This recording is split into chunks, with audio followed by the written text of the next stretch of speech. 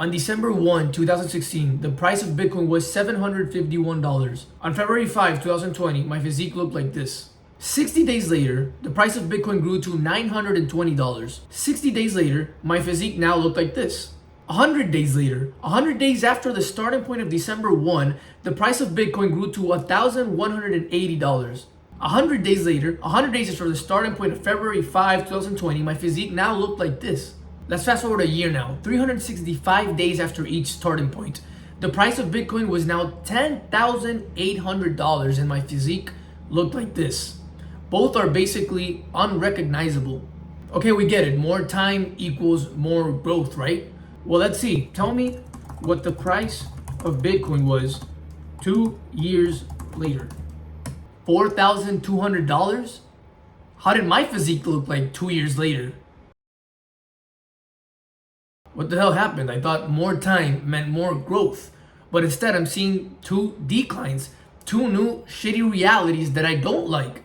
And here's where and it looks like a lot of people get tricked into losing motivation. I suddenly feel hopeless. I can no longer see progress, and so I start to doubt and I start to question whether my efforts were done in vain, and therefore it's tempting for me to just drop the whole growth pursuit entirely. And you want to know what I found to be the antidote to that is? You want to know how to immediately feel better? It's quite simple.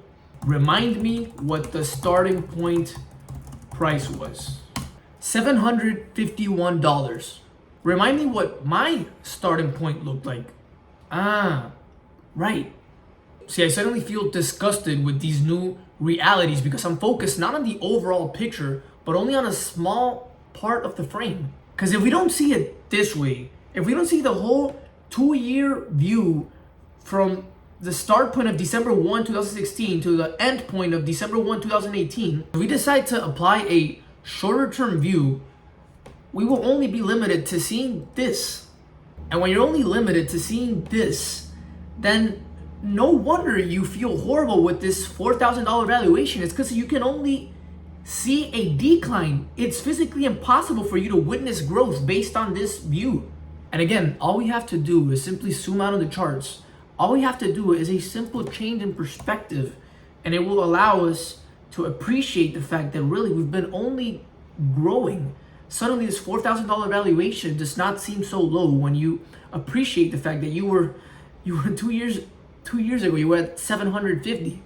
Similarly, if I only see it this way, I can only observe failure. I can only see a decrease. Whereas if I include the whole context, I am now able to gain a more accurate representation of reality. I can see the overall trajectory of where I'm going. In my own experiences and in Bitcoins, there seems to be no such thing as a perfectly linear growth. It can't just be a straight line.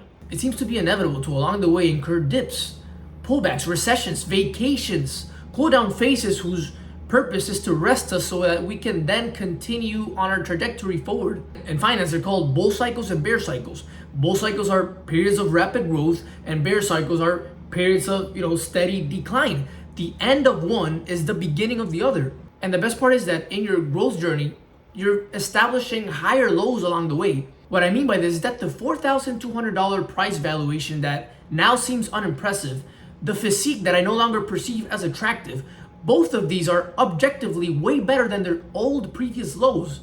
So what's happening is that we're establishing new higher lows, and these lows are now our new starting points for bull phases to begin from.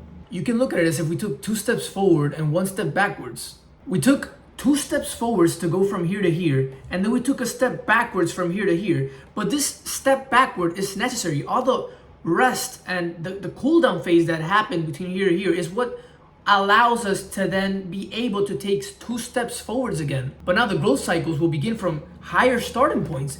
Bitcoin will start from here, and I will start from here. Therefore, we'll also be able to go on and achieve higher highs as well.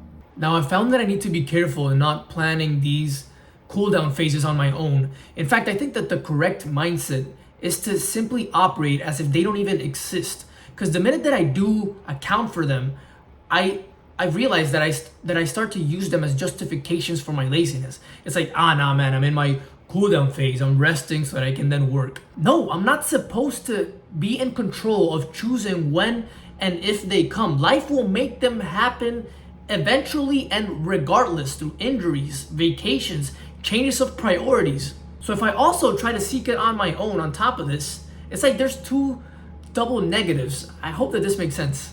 So I would just tell my younger self to not be lazy. Don't try and intentionally cause these dips. This is not something you seek. It'll just happen. And this knowledge is what will make you accept it when they do happen, and you see it as a necessary evil to continue forward. A final story to close this all out. I was in Europe a couple of weeks ago, and I don't know if it's the culture there that's just like so relaxed, laid back. I got the urge to smoke cigarettes, and I guess for the last couple of years I've been trying to stay away from that, and for some reason I just did. I smoked a pack of cigarettes in a week there.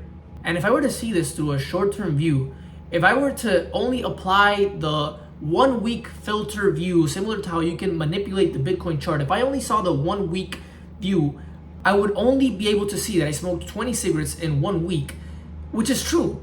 But if I zoom out, then I would realize the fact that a more accurate statement is not that I smoked 20 cigarettes in 1 week, but I smoked 20 cigarettes in 1 year. So it's the same fact, but two completely different realities shaped by a simple change in perspective. Every time that I find myself feeling discouraged or unmotivated towards a specific goal, it's because I'm losing sight of my progress. And what causes that is me having a short-term view lens on. And what I've always found to be the cure for that, the antidote to my impatience and doubt, is to simply apply the zoom out feature. When I do this, it adds more context.